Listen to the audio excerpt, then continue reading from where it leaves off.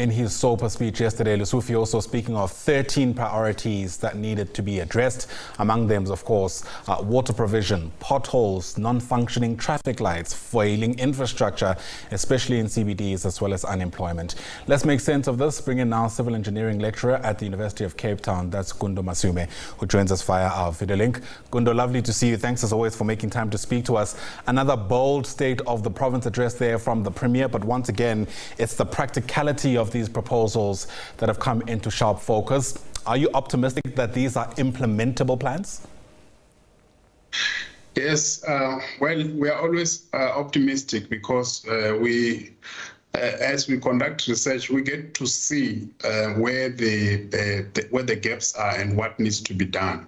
So we're always optimistic that one day somebody will identify that. And it's interesting, out of all the 13 priorities, you did pick about 4 or 5.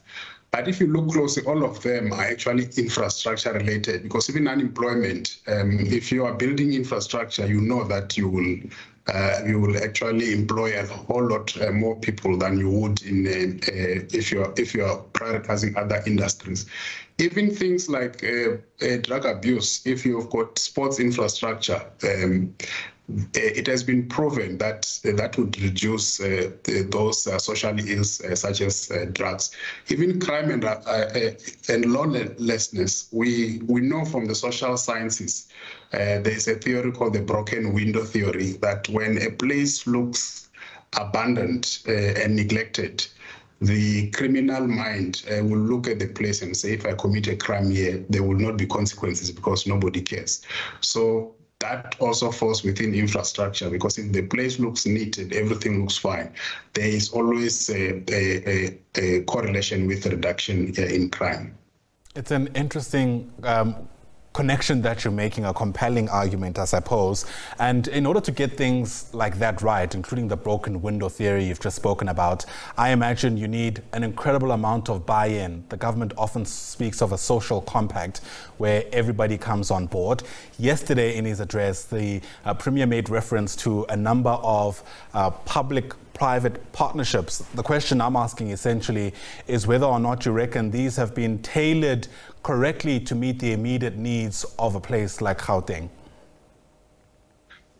Yes, indeed. What has been proven over generations now is that South Africa never had a time where they were, for example, looking after water infrastructure without the private sector. In fact, water schemes were normally a responsibility of the farming communities. And later on, from the 1940s, the industrial complex came in, the manufacturing sector came in. They were also part of these water boards. So government used to have been playing an oversight role. So since the Water Act that we are using now, we started seeing the prioritization of the household. And that meant it became a sole responsibility of the state. And we heard even from the State of the Nation address, so this is quite aligned. But the modalities are different from what used to be done before. So what is being done now has not really been tested before. But if it's modeled well and it is not crass privatization, there is evidence from other parts of the world that this could work very well. If it's a social compact where business comes in, they know their role, they know their contribution and what they are getting out of it, but it's not at the expense of the consumer. That would work very well. Is that possible though? Does private business ever get involved if they're not going to extract some kind of value from it? And does that value not always come ultimately from the consumer? Well, it does come out of the consumer. For example, the independent power producers with electricity, the value was supposed to come from the consumer. What we know is that they tend to be slightly more expensive than what we were receiving electricity for.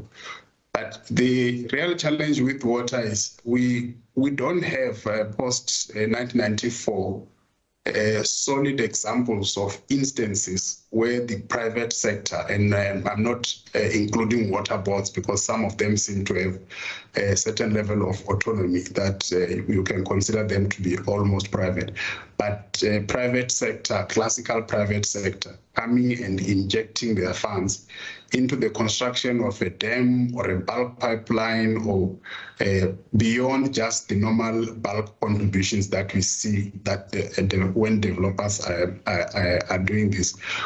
The reason for that is that municipalities are not financially viable generally. For an independent investor to come and say, I'm going to redo this network.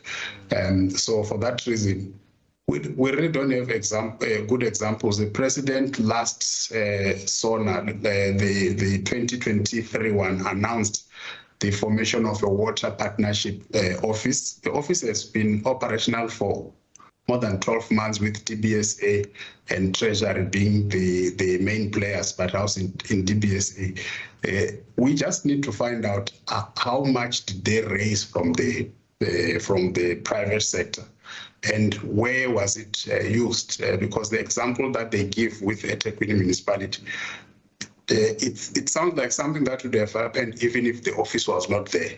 So it's still a very big question, really. What would the private sector do in water schemes? Remember, in history, they were not coming to make a profit. They were coming to secure for the security of supply as farmers, as industries, as the mining sector.